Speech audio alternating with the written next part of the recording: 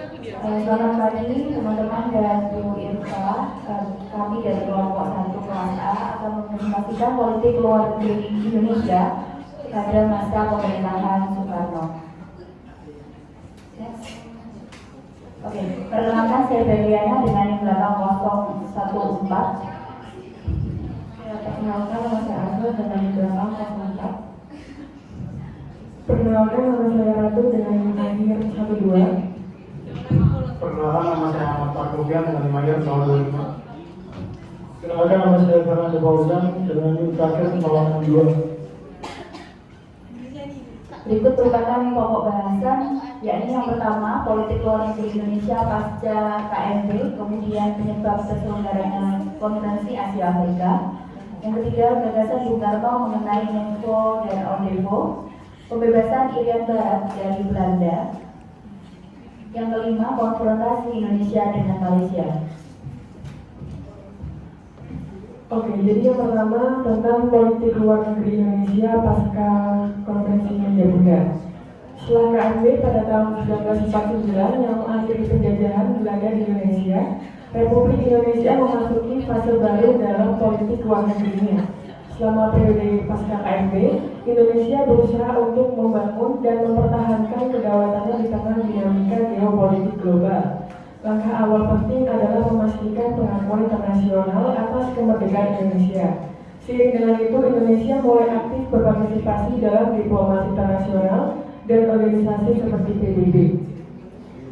Tetapi sebelum itu, sebenarnya pasca KMB ini terdapat beberapa konflik, yaitu sebenarnya Indonesia dan Belanda itu masih merasa khawatir saat menandatangani perjanjian KMB tersebut karena dirasa Belanda itu masih bisa mengontrol Indonesia melalui pengaruh dari etnis-etnis.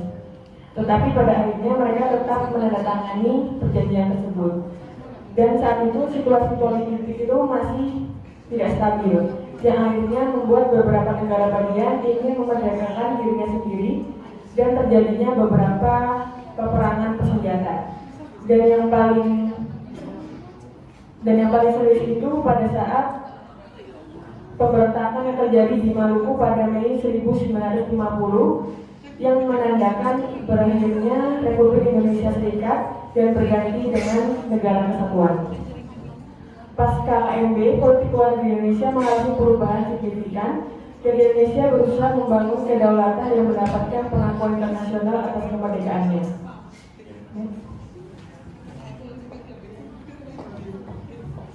Mengapa konferensi Asia Afrika diselenggarakan? Konferensi Asia Afrika diselenggarakan di Bandung tahun 1955. Merupakan salah satu momen penting dalam politik luar negeri Indonesia.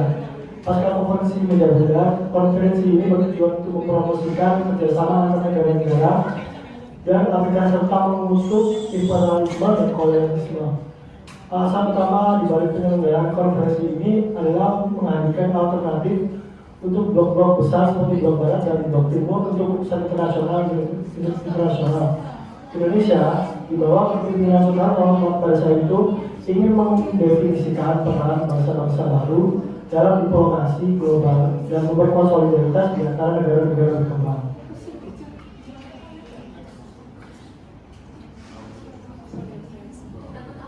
Oke, gagasan Soekarno mengenai Menko dan Ordevo. Presiden Soekarno pada masanya telah melancarkan apa yang dinamakan diplomasi revolusioner.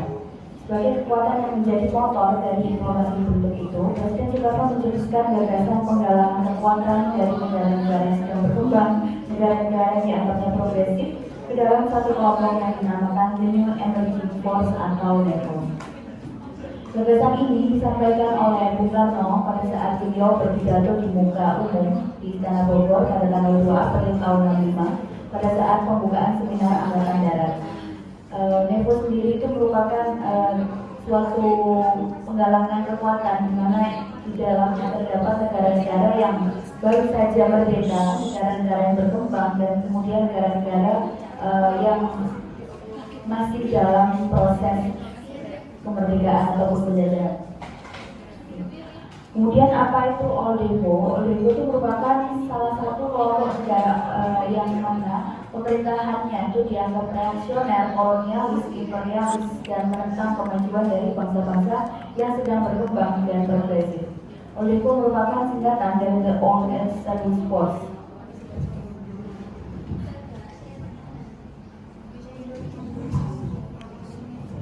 Ya, kali ini memasuki mengenai konflik yang terjadi dalam negara Indonesia itu sendiri, yaitu mengenai pembebasan Irian Barat dari pihak Belanda. Nah, bergabungnya Irian Barat atau sekarang bisa disebut dengan Papua Barat dengan negara NKRI merupakan salah satu peristiwa penting dalam sejarah politik luar negeri Indonesia, yaitu mengenai dalam kebijakan luar negeri Indonesia. Perdebatan mengenai agresi Irian Barat ke dalam NKRI mencakup dalam beberapa aspek.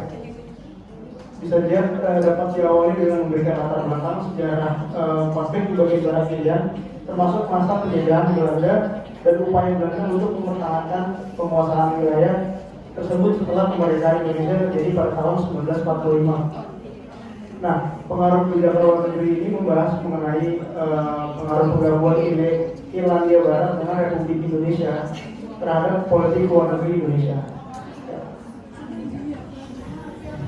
Oke, jadi untuk pembahasan selanjutnya adalah konfrontasi Indonesia dengan Malaysia. Konfrontasi Indonesia dengan Malaysia ini terjadi pada tahun 1963 hingga 1966. Konfrontasi ini adalah konflik senjata dan politik yang berkaitan dengan sembilan isu termasuk perbatasan hak suara penduduk Indonesia di Sabah dan Sarawak serta status negara Malaysia yang baru didirikan. Namun konflik antara Indonesia dan Malaysia termasuk di tahun 1963 baru tersebut terkait dengan isu perbatasan dan juga hak di Sabah dan Sarawak. Utamanya adalah perjanjian Bangkok pada tahun 1966 yang mengakhiri konfrontasi. Dampak dari konfrontasi tersebut adalah tahun 1966 perjanjian Bangkok mengakui Malaysia sebagai negara yang sah menandai akhir konflik bersenjata. Perjanjian kepemimpinan Indonesia membantu memperbaiki hubungan dengan Malaysia, memberikan dampak positif pada kedua negara dan menegaskan penjelasan diplomatis atas perbedaan mereka.